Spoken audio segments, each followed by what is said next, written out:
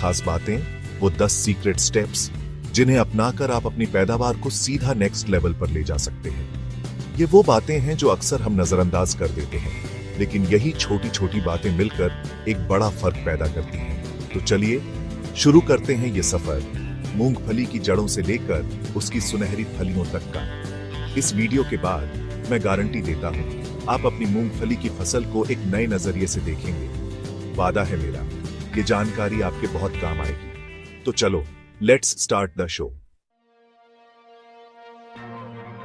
तो दोस्तों, पहला और सबसे जरूरी स्टेप है सही बीज का चुनाव। अब देखो, डांस के मंच पर अगर डांसर ही ढीला हो तो परफॉर्मेंस कैसे जमेगी? ठीक वैसे ही अगर हमारा बीज ही कमजोर या गलत किस्म का हुआ तो अच्छी फसल की उम्मीद कैसे कर सकते हैं? आपको हमेशा उन्नत और प्रमाणित बीज ही लेना है।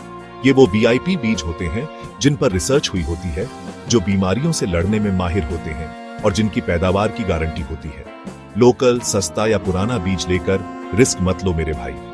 बाजार में कई बेहतरीन किस्में हैं, जैसे मीडिया ग्रुप। किसान बीज की दुकान पर अलग अलग मूंगफली किस्मों के पैकेट देख रहे हैं। मूंगफली बीज के कई पैकेट टेबल पर स्टॉक डिस्ट्रीब्यूट इक्वली GG20, जो गुजरात में बहुत चलती है। TG26 भी एक जबरदस्त ऑप्शन है। इसके अलावा मीडिया ग्रुप, गिरनार 4 और कड़िरी 6 मूंगफली बीज के पैकेट। किसान विभिन्न किस्मों के बीज की बोरी देख रहे हैं। स्टॉक डिस्ट्रीब्यूट इक्वली गिरनार 4, कड़िरी 6 और ICGV 9, 11914 जैसी किस्में भी हैं, जो अलग अलग मिट्टी और मौसम के हिसाब से बहुत अच्छा रिजल्ट देती हैं। अपने इलाके के कृषि विज्ञान केंद्र या किसी जानकार से पूछो कि आपके खेत के लिए कौन सी किस्म सुपर डांसर साबित होगी। सही बीज चुन लिया, मतलब आधी जंग तो वहीं जीत ली। डांस में टाइमिंग का खेल तो सब जानते हैं। एक बीट चुकी और पूरा एक्ट खराब। खेती में भी बुआई की टाइमिंग ही सब कुछ है। अगर आपने गलत समय पर बीज बो दिया तो समझो पौधे का पूरा मूड ही खराब हो जाएगा। उसे न सही तापमान मिलेगा, न सही नमी, और वो बेचारा ठीक से बढ़ ही नहीं पाएगा। इसलिए कैलेंडर पर निशान लगा लो, सही समय पर ही बुवाई करनी है, न एक दिन पहले न एक दिन बाद। अगर आप खरीफ की मूंगफली लगा रहे हैं, यानी बरसात वाली फसल, तो जून के बीच से लेकर जुलाई के पहले हफ्ते तक का समय सबसे बेस्ट है, जब मॉनसून की पहली अच्छी बारिश हो जाए और खेत में बढ़िया नमी हो। बस वही है शुभ मुहूर्त। और अगर आप रबी की फसल ले रहे हैं, यानी सर्दियों वाली, तो अक्टूबर के आखिरी हफ्ते तक बुवाई खत्म कर देनी चाहिए। टाइमिंग का ध्यान रखोगे तो आपकी फसल शुरू से ही एक अच्छी लय पकड़ लेगी और अंत तक बढ़िया परफॉर्म करेगी। अब हमने अच्छा बीज भी ले लिया, सही टाइम पर बोने का प्लान भी बना लिया, लेकिन एक मिनट, क्या हम बीज को सीधे खेत में भेज दें? नहीं। जैसे एक डांसर स्टेज पर जाने से पहले वार्म अप करता है, वैसे ही हमें बीज को भी बीमारियों से लड़ने के लिए तैयार करना है। इसी को कहते हैं बीज उपचार या सीड ट्रीटमेंट। ये एक तरह का सुरक्षा कवच है जो हम बीज को पहनाते हैं, ताकि जमीन के अंदर के दुश्मन यानी फंगस और बैक्टीरिया उस पर हमला न कर सके। इसके लिए आपको 3 चीजें चाहिए: ट्राइकोडर्मा, राइजोबियम कल्चर और एक फफूंदनाशक जैसे कि थीरम या कार्बेंडाजिम। सबसे पहले बीज को फफूंदनाशक से उपचारित करें, फिर थोड़ी देर सुखाकर राइजोबियम कल्चर लगाएं। राइजोबियम एक दोस्त बैक्टीरिया है जो पौधे की जड़ों में गांठें बनाता है और हवा से नाइट्रोजन खींचकर पौधे को देता है, मतलब फ्री की खाद। ये छोटा सा काम आपकी फसल को शुरुआती बीमारियों से बचाएगा और जड़ों को इतना मजबूत बना देगा कि पौधा चट्टान की तरह खड़ा रहेगा। चौथा स्टेप, सोशल डिस्टेंसिंग वाला फॉर्मूला। देखिए, कोरोना ने हमें सोशल डिस्टेंसिंग तो सिखा ही दी, और यकीन मानिए ये फॉर्मूला हमारी मूंगफली की फसल के लिए भी सुपरहिट है। अगर आप पौधों को बहुत पास पास लगा देंगे तो वो एक दूसरे से धूप, हवा और पोषक तत्वों के लिए लड़ने लगेंगे। जैसे एक छोटे से मंच पर बहुत सारे डांसर भर दिए हों, कोई भी खुलकर परफॉर्म नहीं कर पाएगा।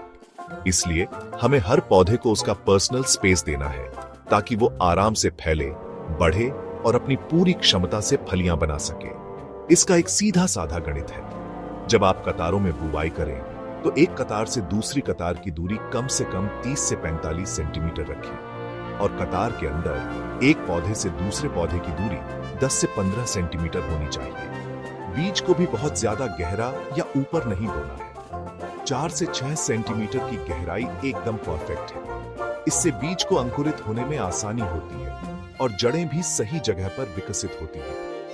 ये सही स्पेसिंग आपकी फसल को हवादार बनाएगी और बीमारियों का खतरा भी कम करेगी। पांचवां स्टेप पानी का बैलेंसिंग एक्ट। पानी जिंदगी का आधार और फसल का भी। लेकिन मूंगफली के मामले में पानी एक ऐसा डांसर है जिसे बहुत नचाना नहीं है, बस सही समय पर सही मूव्स कराने हैं। मूंगफली की फसल को न तो सूखा पसंद है और न ही ज्यादा पानी में डूबना। आपको एक बैलेंस बनाकर चलना होगा। अगर आप जरूरत से ज्यादा पानी दे देंगे तो जड़ों के सड़ने का खतरा बढ़ जाएगा और फलियां भी कम लगेंगी। और अगर पानी कम दिया तो पौधा मुरझा जाएगा और दाने छोटे रह जाएंगे। सिंचाई का सबसे जरूरी समय है 2 स्टेज पर। पहला, जब फूल आने शुरू हो, यानी बुवाई के लगभग 30 से 40 दिन बाद। और दूसरा, जब फलियों में दाना भरने लगे, मतलब बुवाई के 60 से 70 दिन बाद। इन 2 मौकों पर खेत में नमी की कमी बिल्कुल नहीं होनी चाहिए। अगर बारिश समय पर नहीं हो रही है तो हल्की सिंचाई जरूर करें। याद रखिए, हमें खेत को भरना नहीं है, बस मिट्टी को नम रखना है।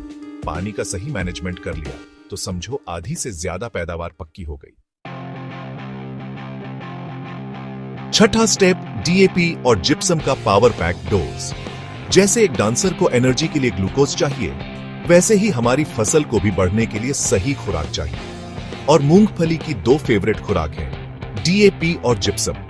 ये दोनों मिलकर फसल को वो पावर देते हैं जिससे पैदावार में जबरदस्त उछाल आता है। डीएपी यानी डाई अमोनियम फॉस्फेट पौधे को शुरुआती ग्रोथ के लिए जरूरी फास्फोरस और नाइट्रोजन देता है। इसे आपको बुवाई के समय ही खेत की तैयारी के वक्त मिट्टी में मिला देना है। करीब 100 से 150 किलोग्राम प्रति एकड़ के हिसाब से इसका इस्तेमाल करें। अब आता है असली हीरो, जिप्सम। जिप्सम में होता है कैल्शियम और सल्फर, जो मूंगफली के दाने भरने के लिए संजीवनी बूटी की तरह काम करता है। कई बार फलियां तो बहुत बनती हैं, पर अंदर दाना नहीं बनता या छोटा रह जाता है। इसका मुख्य कारण कैल्शियम की कमी ही है। जब फसल में फूल आने लगे, उस समय आपको जिप्सम का छिड़काव करना है। लगभग 200 किलोग्राम प्रति हेक्टेयर के हिसाब से जिप्सम को पौधों की जड़ों के पास डालें। ये सीधा असर करेगा और आपकी हर फली दानों से लबालब भर जाएगी। जब आपकी फसल लहलहा रही होती है तो कुछ बिन बुलाए मेहमान भी आ जाते हैं, यानी कीट और बीमारियां। ये वो विलेन हैं जो हमारी सारी मेहनत पर पानी फेर सकते हैं। तना मक्खी, थ्रिप्स, सफेद मक्खी जैसे छोटे छोटे कीट पत्तों का रस चूसकर पौधे को कमजोर कर देते हैं। वहीं लीफ स्पॉट मतलब पत्तों पर धब्बे और कॉलर रॉट यानी जड़ के पास सड़न जैसी बीमारियां पूरी फसल को बर्बाद कर सकती हैं। इनसे अपनी फसल को बचाना बहुत जरूरी है। इसके लिए आपको अपने खेत का रोज चक्कर लगाना होगा, जैसे एक सिक्योरिटी गार्ड अपनी ड्यूटी करता है। जैसे ही कोई कीट या बीमारी का लक्षण दिखे, तुरंत एक्शन लो। आप नीम के तेल का छिड़काव कर सकते हैं। ये एक बहुत अच्छा जैविक तरीका है। अगर समस्या ज्यादा है तो किसी कृषि विशेषज्ञ की सलाह से सही कीटनाशक या फफूंदनाशक का इस्तेमाल करें। याद रखें, बचाव इलाज से बेहतर है। समय पर एक छोटा सा छिड़काव आपको बड़े नुकसान से बचा सकता है। अपनी फसल के बॉडीगार्ड खुद बने। 8वां स्टेप, फालतू क्राउड को हटाओ, यानी निराई गुड़ाई। देखो, आपके खेत में मूंगफली के पौधों के अलावा और भी बहुत कुछ उग आता है ना, जिन्हें हम खरपतवार कहते हैं। ये वही फालतू की भीड़ है जो हमारी मेन फसल का हक मारती है। ये खरपतवार हमारी मूंगफली के हिस्से का पानी, खाद और धूप सब कुछ छीन लेते हैं, जिससे हमारे पौधे कमजोर रह जाते हैं। अगर इन्हें समय पर नहीं हटाया गया तो ये आपकी पैदावार को 30 से 40% तक कम कर सकते हैं। इसलिए खेत से इस फालतू क्राउड को हटाना बहुत जरूरी है। बुवाई के 15 से 20 दिन बाद जब खरपतवार छोटे छोटे हों, तभी पहली निराई गुड़ाई कर दें। इससे खरपतवार भी निकल जाएंगे और मिट्टी भी भुरभुरी हो जाएगी, जिससे जड़ों को हवा मिलेगी। एक और निराई 30 से 35 दिन बाद कर सकते हैं। ध्यान रहे, जब मूंगफली में सुइयां बननी शुरू हो जाएं और वो जमीन में जाने लगे, उस समय गुड़ाई नहीं करनी है, वरना वो सुइयां टूट सकती हैं और फलियां नहीं बनेंगी। खेत को साफ सुथरा रखो, फसल अपने आप खुश रहेगी। 9वां स्टेप, मिट्टी का रिपोर्ट कार्ड देखो। हम अपने बच्चों का रिपोर्ट कार्ड तो हर साल देखते हैं, पर क्या कभी हमने अपने खेत की मिट्टी का रिपोर्ट कार्ड देखा है? मिट्टी की जांच करवाना ठीक वैसा ही है। इससे हमें पता चलता है कि हमारी मिट्टी में कौन कौन से पोषक तत्वों की कमी है और कौन से तत्व ज्यादा है। बिना जांच के अंदाजे से खाद डालना ऐसा है जैसे बिना बीमारी जाने कोई भी दवाई खा लेना। हो सकता है आप जो खाद डाल रहे हैं उसकी मिट्टी को जरूरत ही ना हो और जिस चीज की कमी है वो पूरी ही ना हो रही हो। अपने नजदीकी कृषि विज्ञान केंद्र या मिट्टी जांच प्रयोगशाला में जाकर अपने खेत की मिट्टी का सैंपल दें। वो आपको एक पूरी रिपोर्ट बनाकर देंगे। इस रिपोर्ट के आधार पर जब आप खाद का इस्तेमाल करेंगे तो खाद की बर्बादी भी रुकेगी और फसल को संतुलित पोषण मिलेगा। जब पौधे को वो सब कुछ मिलेगा जो उसे चाहिए तो उसकी ग्रोथ भी शानदार होगी और पैदावार भी जबरदस्त होगी। ये एक छोटा सा खर्चा है लेकिन इससे होने वाला फायदा बहुत बड़ा है। तो इस बार अपनी मिट्टी का हेल्थ चेकअप जरूर कराएं। 10वां स्टेप जुगलबंदी का कमाल यानी फसल चक्र। देखो, आखिरी और सबसे महत्वपूर्ण टिप है फसल चक्र यानी क्रॉप रोटेशन। सोचो, अगर एक ही डांसर बार बार एक ही गाने पर डांस करे तो ऑडियंस भी बोर हो जाएगी और डांसर भी थक जाएगा। ठीक उसी तरह अगर आप हर साल एक ही खेत में सिर्फ मूंगफली ही उगाते रहेंगे तो जमीन की सारी ताकत खत्म हो जाएगी। मूंगफली जमीन से कुछ खास तरह के पोषक तत्व लेती है और अगर आप बार बार वही फसल बोएंगे तो उन तत्वों की भारी कमी हो जाएगी।